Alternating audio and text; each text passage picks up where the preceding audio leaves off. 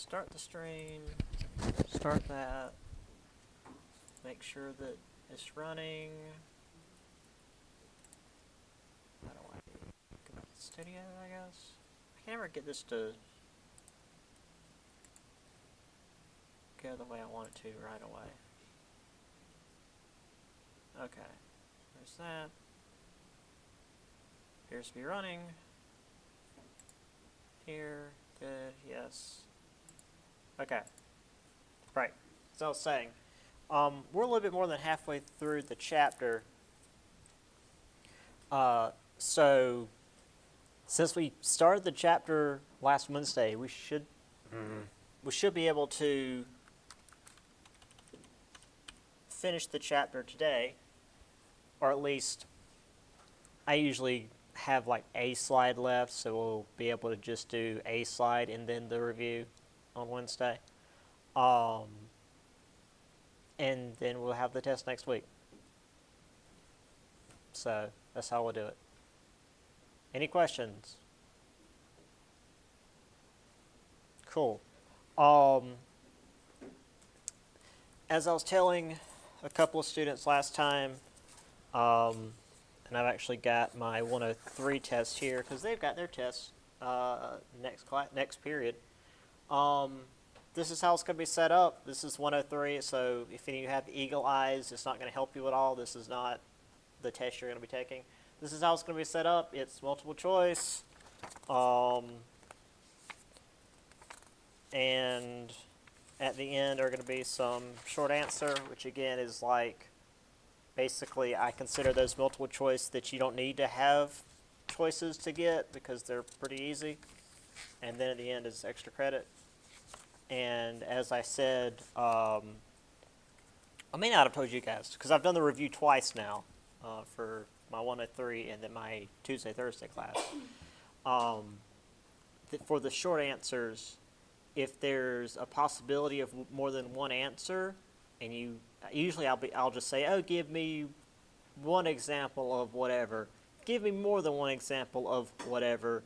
That's usually potential extra credit points. So I give you lots of cushion points, so to speak. At least 10, if I remember right. So about a grade, about a letter grade's worth of extra credit points.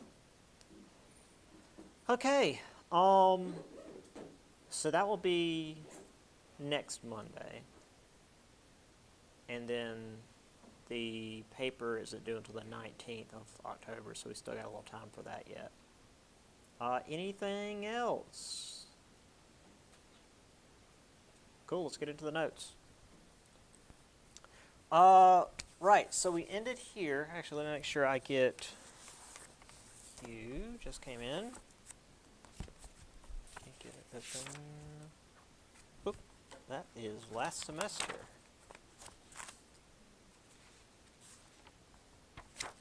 Last name, sir? All right.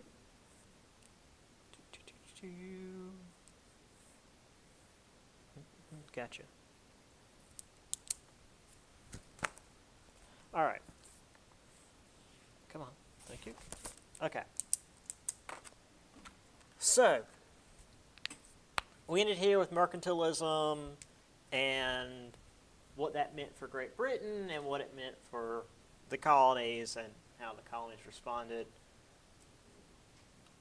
So, how that was supposed to play out and how it usually played out for the colonies. And then how they typically responded. All right. Now again, if we're talking about trade across the Atlantic, we have to talk about the Atlantic slave trade. We mentioned the Royal African Company, 1672, which is to say England now fully getting in on the slave trade, By 1713, England was selling slaves to Spanish settlements, which I'll get into greater detail there in just a little bit. So over the course of about a century, 3 million captive Africans were carried across the Atlantic on Anglo-American ships. This isn't including the Spanish, Dutch, Portuguese, French, etc. ships that were doing the same.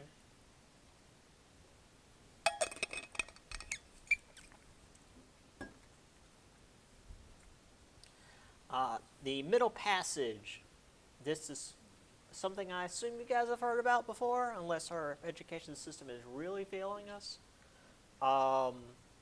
This is the trip across the Atlantic from Africa to the Americas. And over the course of the days of slavery, from 1700 to 1808-ish, there were about 500,000 enslaved people who died, typically due to the conditions on the ships, mistreatment of those sold into slavery, and how they were packed onto the ships, which I have some images of how they, packed the ships. So we'll get into that in just a little bit, as unpleasant as that is.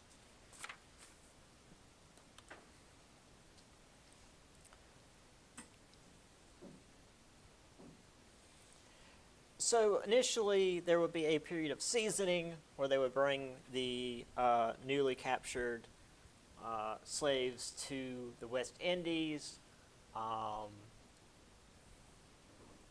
often have them flogged if they had any strength to try to fight back, and then let them regain their strength to some degree, because typically they were too sick to fight back. Get them used to what they were going to be doing, the diseases and food they were going to be dealing with, and the commands and languages they were going to be having to become accustomed to from pretty much that point on.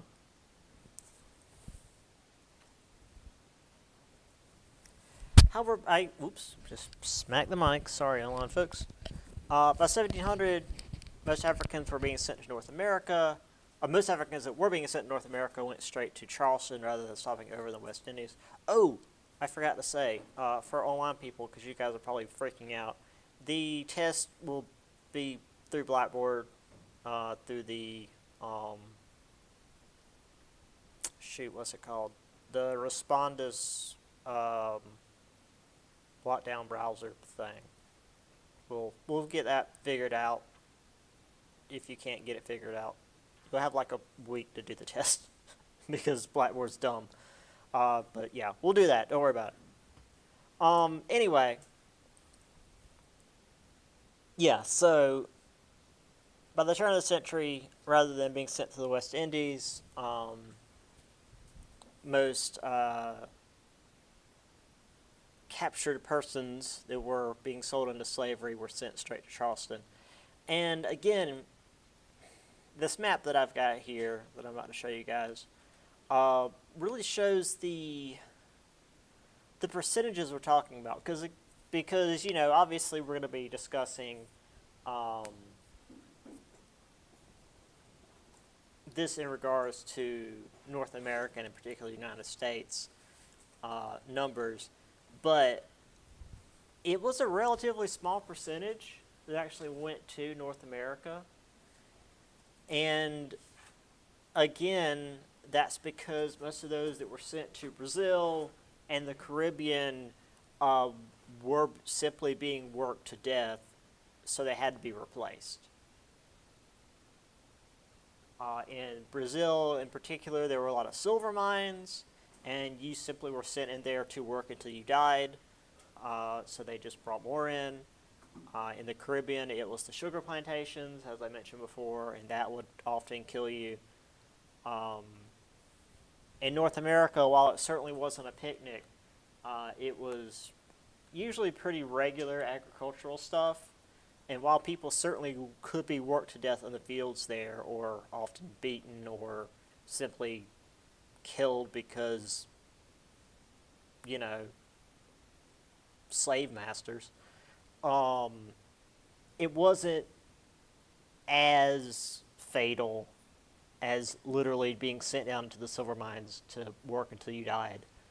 Um, so the slaves sent to North America usually were able to live long enough to reproduce, which is why slavery actually managed to hold on after 1808, because that's when England ended the Atlantic slave trade. You're like, yeah, you're not allowed to bring people across the Atlantic anymore because we own the ocean, and we will stop you. The email did I get?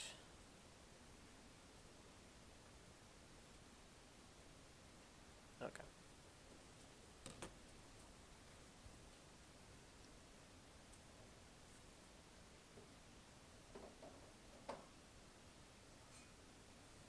Anyway, this next image is in the book. It's page 79 in my book, at least. I don't know what it. Actually, I'm going to, since I do have a copy of your guys' book. Let me see if it's the same. Just out of curiosity.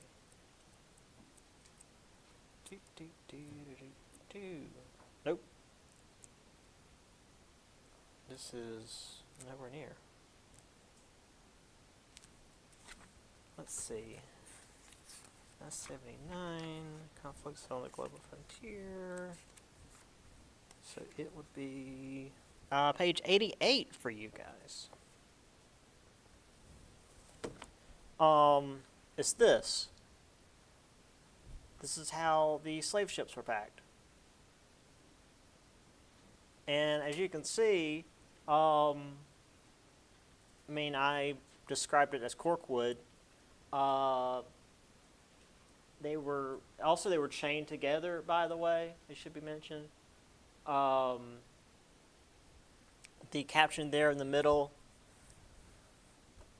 plan showing the stowage of 130 additional slaves around the wings or sides of the lower decks by means of platforms or shelves. Slaves stowed on the shelves and below have a height of 2 feet 7 inches between the beams and far less under the beams. And you can see up here, the people were just like packed in between where the people's heads were. And again, it took about a month to get from one side of the Atlantic to the other by sailing ship. So, yeah, you were laid up like that for about a month. And if one person was sick, by the end of it, everybody was sick. And if one person died, they just kind of laid there. It was not good.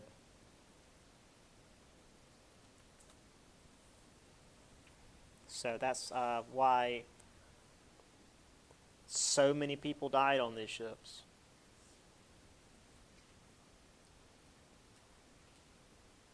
The book actually has a little bit more than this.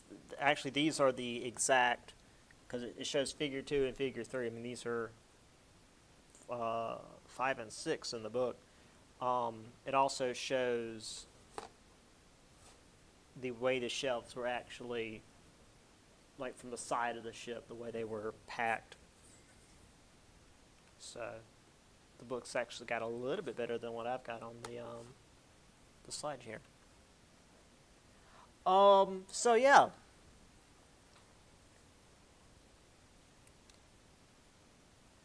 As I was telling my Tuesday, Thursday class, there's something that will always stick in my mind. And it's terrible, but also it kind of, like, it's one of the most tasteless things I've ever seen, but at the same time, it works with this. It was some weird, I don't even know what the game, it was someone doing a review of a game that was like something that you could put on Steam without even going through any kind of review process. So, it was bad. And there was like a bunch of little mini games within it. And it was really questionable before they even got to this part. But then it was some colonial era game. And then there was like, it was packing a slave ship, but it was Tetris, and all the people were like in the shape of Tetris blocks. It was bad, but at the same time, it's like, yeah, that's how these slave ships were packed. That's why it will stick with me, because as bad as that was, then when you look at how it actually was, it's like they weren't that far off.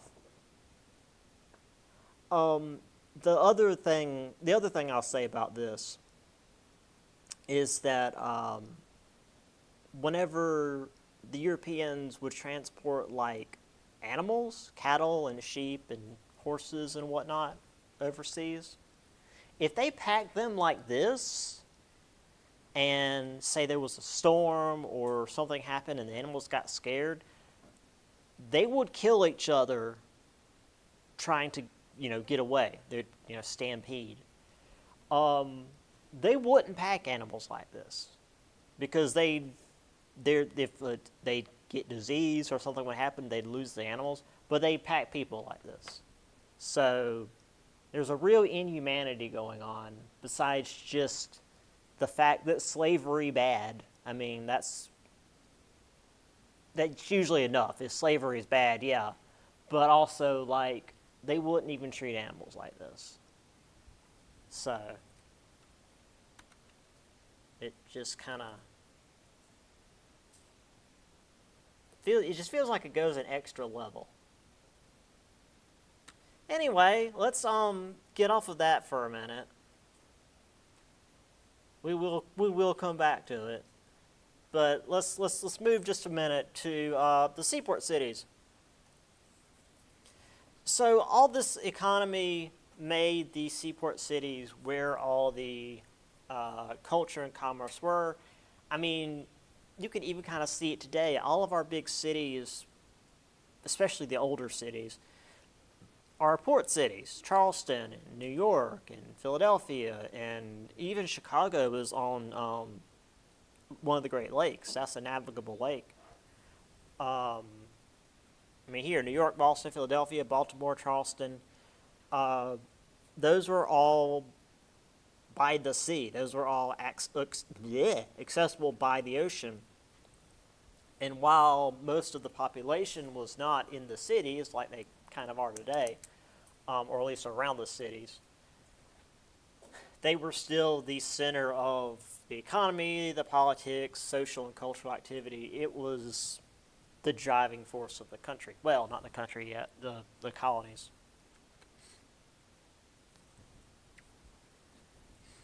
So as these families became more affluent, which is to say, getting more money,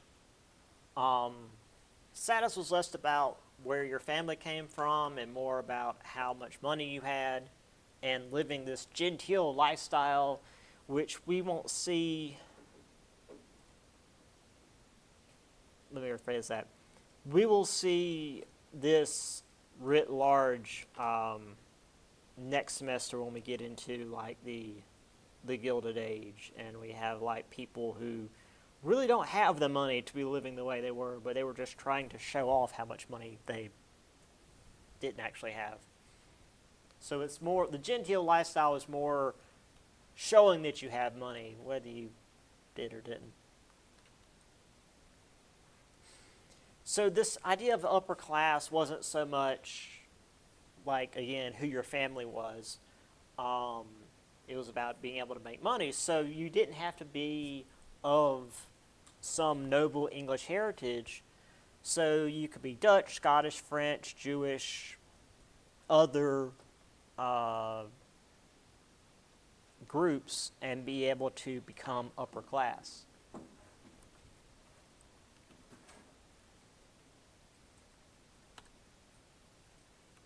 We gonna work? We're doing that again, are we? Okay, try it again. Thank you. Ben Franklin was in this, upper class level. The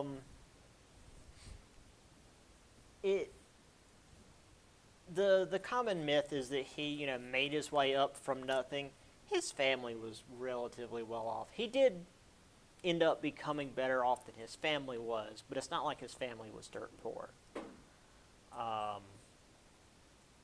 He was an apprentice in his brother's print shop, sorry. Ended up owning the shop after he left and went to Philadelphia because his brother was treating him poorly and he got tired of it and just up and left at 15 and went from, I think his brother's print shop was in Boston, and he just up and left and went to Philadelphia and opened his own print shop and did his own thing. Because that was Benjamin Franklin. We will get into Benjamin Franklin. I actually had a student write a paper about Ben Franklin a few years back, and nothing in that paper was anything that I already knew. And I already thought I knew a lot about Ben Franklin. He's a character. However, as the rich continue to get richer, the poor remain barely able to get by, so the divide continues to widen. So it wasn't oh, you can be poor, born dirt poor, and then end up being really rich. That still wasn't quite possible.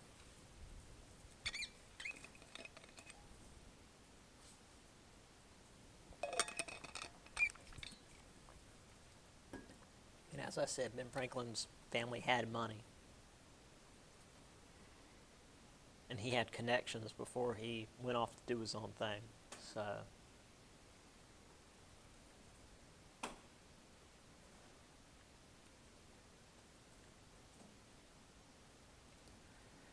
So I found a couple of images here of the way the cities were set up. Although these are a little bit later because you can see rail lines, and there certainly weren't rail lines yet. And also steamships, which again, not quite steamships yet. Sailing ships as well.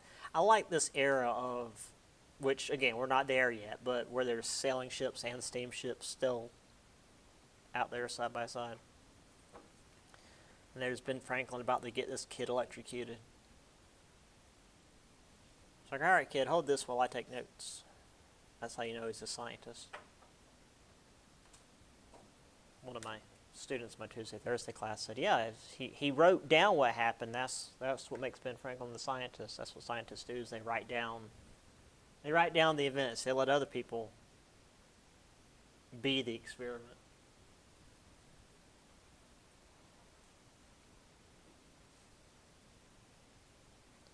All right. So that was the last of the trade section. Morning. Were you the one with the car trouble?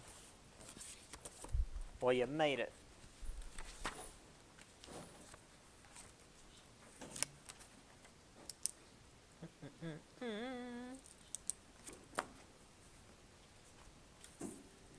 All right.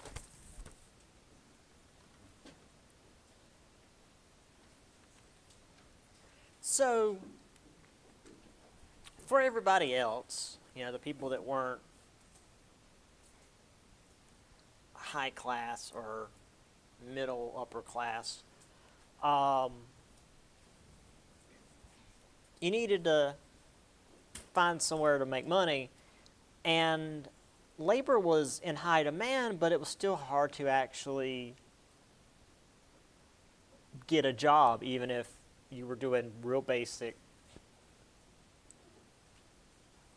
just everyday labor. So these free laborers, which is free labor is it's a strange word. It just means I don't know, somebody that can do whatever.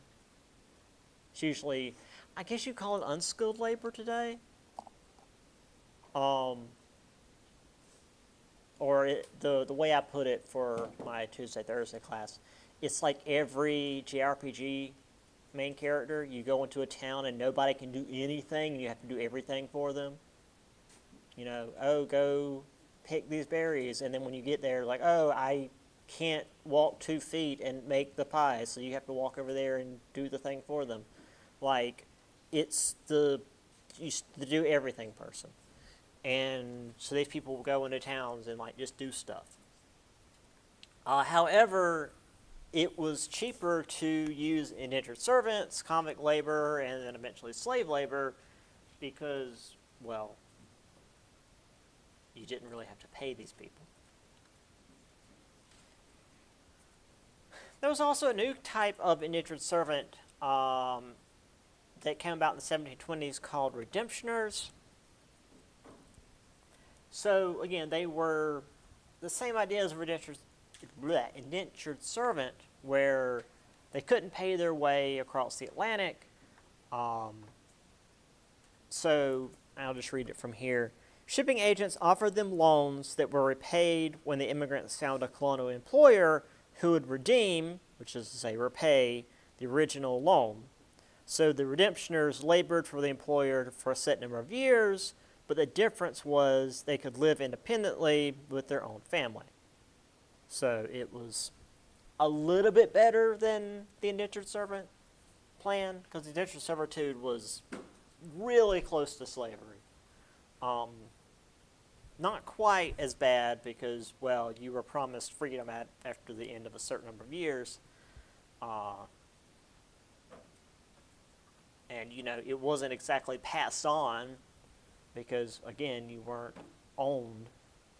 And this was, again, where you were allowed to live independently and then just come into work for however long.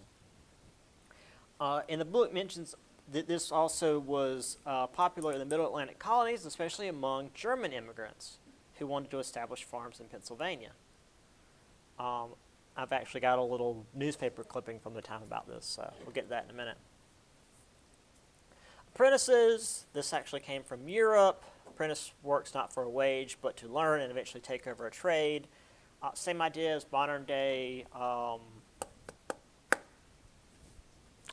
Someone mentioned it last time, but now I can't remember. See, all I can think is apprenticeship.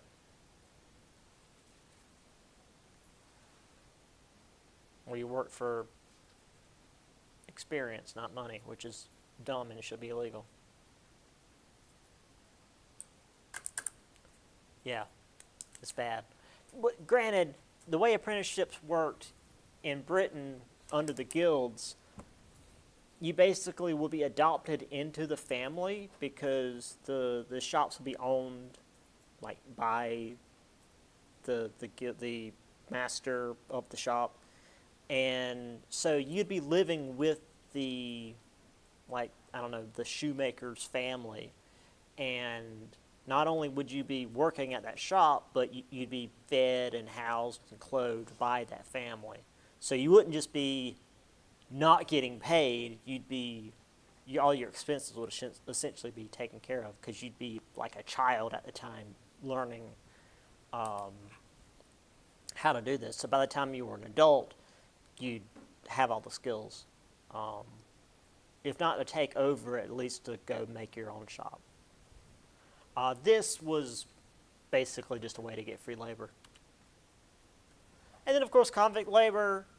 British jails are becoming overcrowded due to the whole, if you're in debt, we'll throw you in jail thing. So they offered many inmates transportation and labor to pay the sentence, which is to say, go to Georgia and work, and you can pay off your debt. Same reason Australia exists. Georgia is our own little Australia. Though I guess really today it's more Florida, but Florida was Spain's fault. So needless to say, there are all these other options for people who needed to have work done for way cheaper than to actually hire somebody. So people who, were going around and actually needed money and could do the work were being passed over for these other workers that you either barely had to pay or didn't have to pay at all. Because, I mean, you know, free's a pretty good price.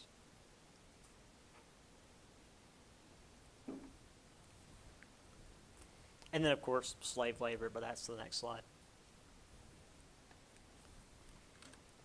So here's the German Redemptioner thing. And this isn't like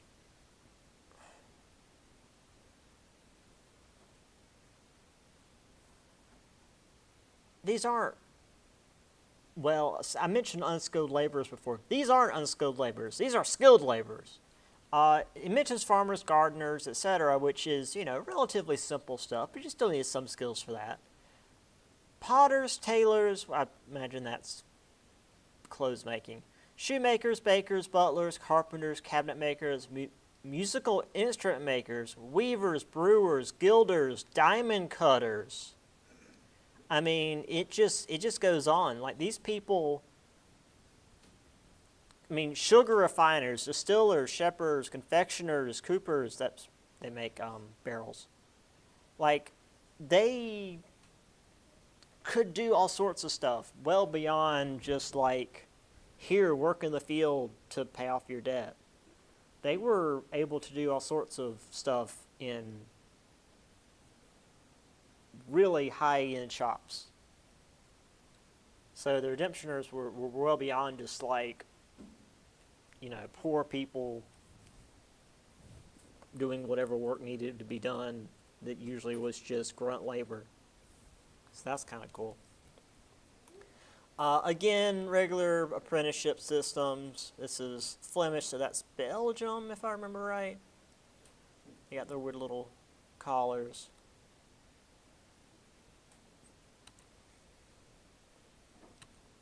Okay, this one's weird. These are the British prisoners being sent off to, I'm guessing, Georgia. You can tell it's Britain because of the bridge there. However, so you've got these dudes manacled and chained together. What did these two do? Look at these children. But, you know, it's off to Georgia with you guys. Bye. I mean, they're probably orphans, so nobody's getting them out.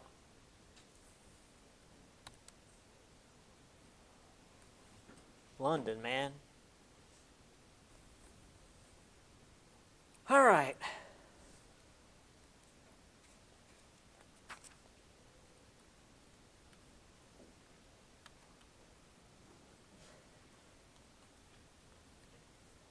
So, there were some economic issues with all this combined.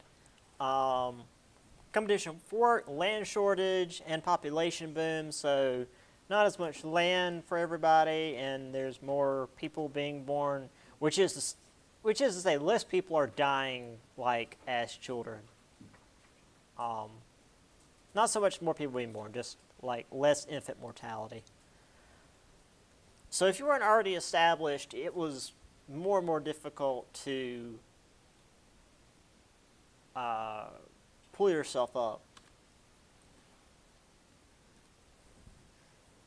So if you weren't able to establish yourself where you were, you'd often, you know, pick up sticks and move to a new area and try to find labor there. So this was migrant labor, which again is kind of what I usually see free labor as anyway. I guess free labor is typically in one area. Migrant labor was just free labor that moved around.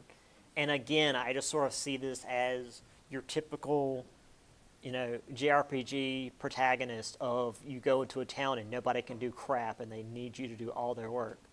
And this was just like a group of dudes that would go into towns and, you know, they need help. So, hey, help farmers harvest their stuff, unload ships, help build houses. Just regular grunt work.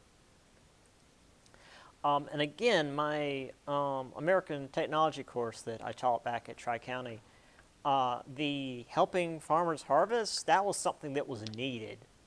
Like when it was harvest time, they'd get everybody, grandpa, grandma, the kids, the neighbors, any stranger wandering down the street. It's like, hey, you want to make some money? Come help us harvest. Because, when it's harvest time, there's a short window between the stuff's ready to harvest and the stuff's rotten on the vine. So you got to get out there and get it immediately. Obviously, unloading ships in port, the more hands you got, the faster it gets done. And ships are always on a schedule. Building houses, it's always better to have more people. These transient workers, though, were not always welcome in towns. Many were warned out where they weren't residents. This isn't to say that they were, evicted, but they were simply told that they were not eligible for public aid. So, hey, thanks for helping, but if you get hurt, you don't get any, help from the town.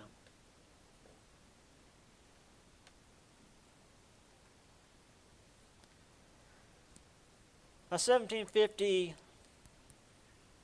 the seaport cities, which is to say the ones that had the money, the seaport part just means they were the ones that were wealthy, had almshouses or workhouses to try to help those in need, and in the case of the workhouses, try to make a little bit of money back. An almshouse is usually just like, if you're destitute, you can come in there, and it's usually a place where you can sleep and get a little bit of food. A workhouse is the same, but you have to work to earn it. And usually whatever you make working goes to the workhouse to keep it running.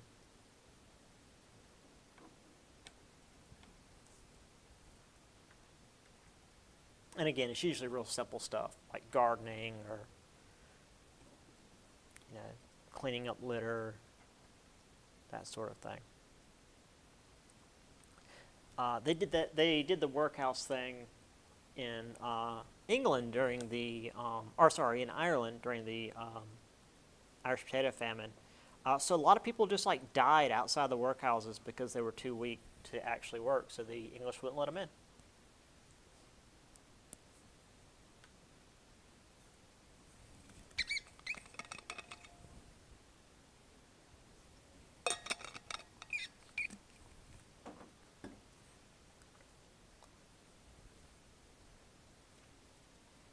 So here we have a bunch of migrant workers. I don't know why it looks like they're in the middle of a World War I battlefield, but there they are. And again, just like a bunch of folks. I don't know why the children look freaking demon possessed, but props to the artist, I guess. Here's an almshouse. I think this is in Providence. There's a big old river going through Providence. The very wealthy cities often put a lot of money into their almshouses to show how benevolent they were, and also how much money they had to make them look really nice.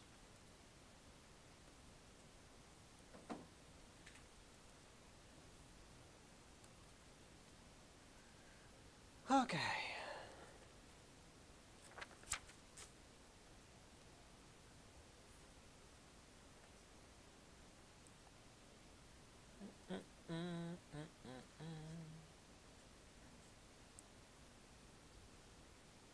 Making decent time.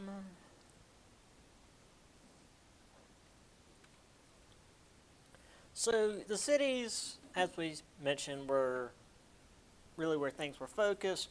But again, that's not where most people lived. Most folks were out on the countryside, and there wasn't really any decent form of transportation. So there wasn't a lot of, no, there were no trains yet.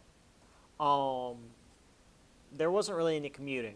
There weren't any decent roads. In fact, trains came before any decent roads. So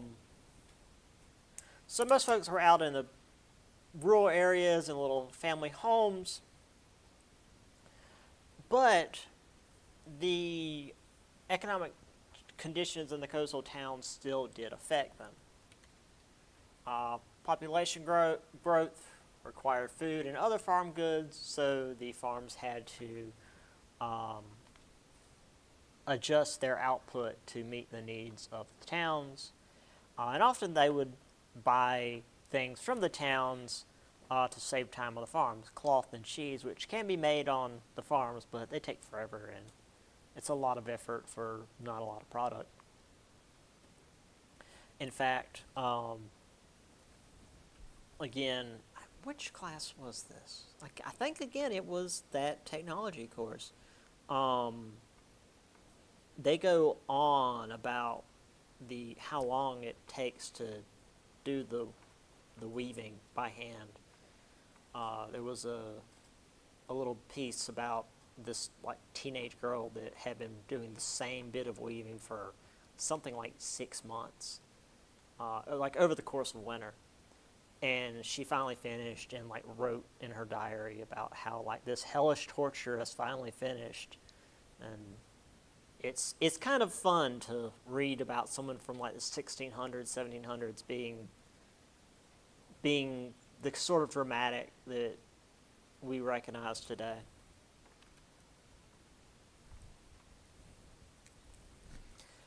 Again, with the population growing, it was causing issues for the farmers because unlike, well, the stuff going on in Europe where only the oldest would get anything, they typically would split the land between all their kids, but now most of their kids are surviving, so they're not really able to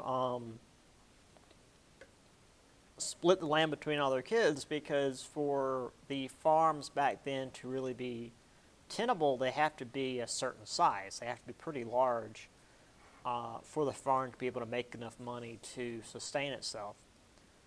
So if you split a farm, 6 ways or more, because, again, they had a lot of kids, and the farm itself was only really able to sustain itself to begin with, those 6 plots aren't going to be able to hang on. And then as wheat prices rose, we had a lot of German and Scots-Irish immigrants who came into the mid-Atlantic and then set up their own communities, thus increasing the population even further. Meanwhile, down in the South, a lot lower population. So more land. Any immigrants that went down that way usually had easier access to land. However, the laws and the markets were typically run by the planters, which is to say the slave owners, because they were also the ones running the parliaments or the Congress or whatever it was called down there. Because they were the ones with the money. And the ones with the money are the ones making the laws to benefit the ones with the money. Weird how that works.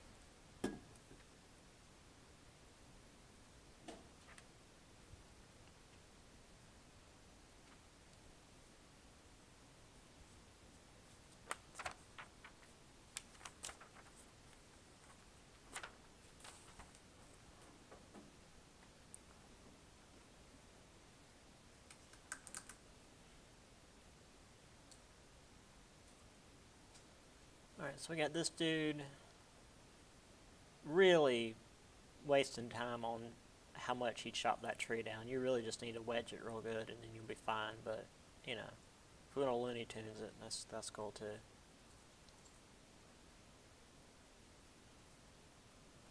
Yeah, folks, harvesting wheat, which based on, where's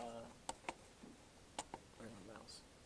Based on that back there, I do believe this is in Europe. We didn't have a lot of stone buildings here. This is definitely in America because, good God, the amount of wood they're using. I mean, just how big is this fire in this house that there's flames shooting out of the chimney? That said, though, again, the technology in America, of course, these cabins were like a single room, and the entire far wall would be a hearth. It would be a single massive freaking fireplace. And they'd usually have like multiple fires in there that would be going 24/7, 365.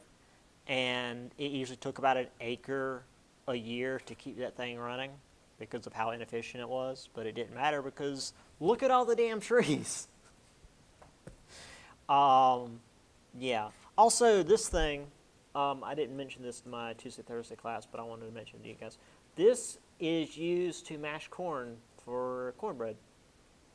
It uses gravity to like, it's sort of like the, I don't know if you guys even know what this is, that like bird thing that goes in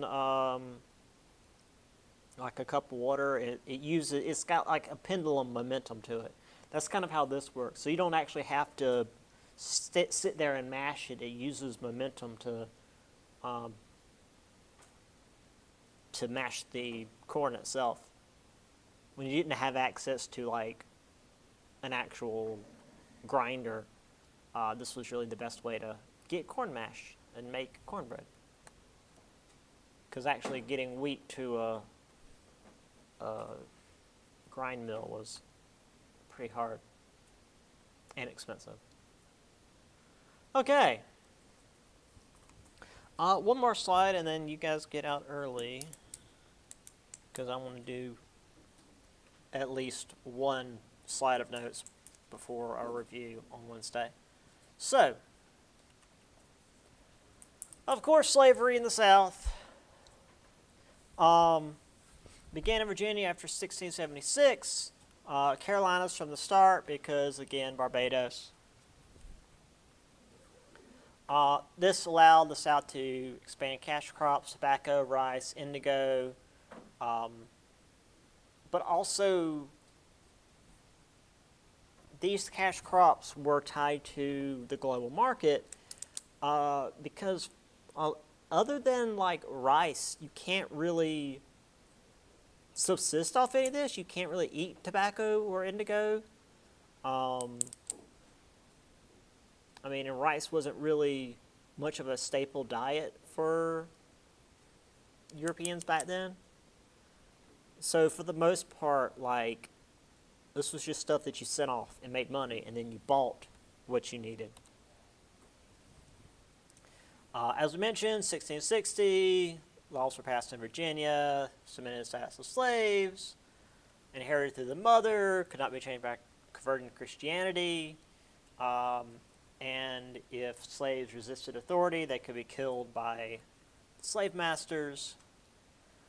In the Carolinas, as we mentioned, think of Barbados, initially used for rearing hogs, which is an interesting first idea. It's like, hey, look at this swampy, nasty-ass, like, lowlands. Let's put hogs down here.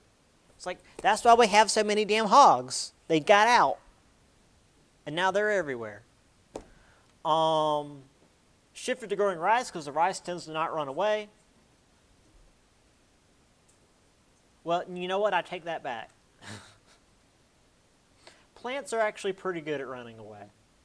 We've got all sorts of, like, hybrid varieties of stuff that have just, like, gotten off of farms and gotten into forests. If you ever get a chance to take an ecology course, do it. It's actually really fun. I'm a biology minor, so I really dig those sorts of courses. Early on, they were just sort of left alone. The masters would sort of come and go, and the slaves would just sort of be left there because they were on plantations in the middle of the damn swamp. Where were they going to go? If you go that way, it's the ocean. If you go that way, it's gators. Just keep after the hogs or the rice. Like, I mean, you were left in a swamp, But I mean, if the masters weren't around abusing you, I guess it wasn't that bad. Better than the Gators. But then eventually, as the slave population grew, the slave owners started to freak out, and very quickly the relatively open form plantations were turned into essentially labor camps with white military patrols by the 1740s, because, well, we'll get into no, Haiti comes later. Yeah, they start getting a little nervous about the fact that there weren't a whole lot of whites down in the South, and there were a whole lot of enslaved folk that weren't too happy about being enslaved, and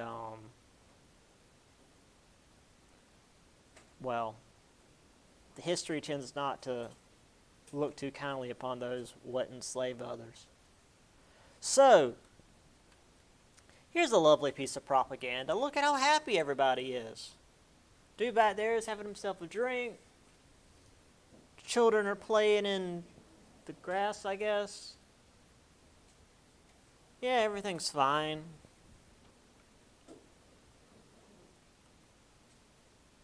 This was a bit more realistic. Virginia planters, I guess that's best tobacco, where you've got the people in the back who actually did the work, and the guy who actually owns the place being, I'm guessing that's some sort of like 17th century, like a parasol, keeping the sun off of his lily white face so he doesn't burn. And then, of course, a slave market in Charleston. You can still like see where these places were in the more historic regions of Charleston. I've been to Charleston a bunch as a kid. Had a family that lived there or in that region.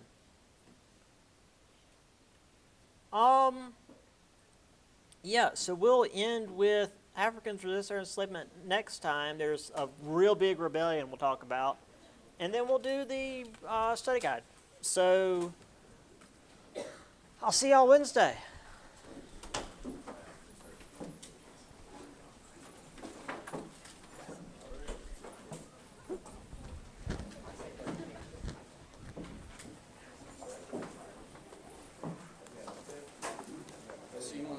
Have a good one.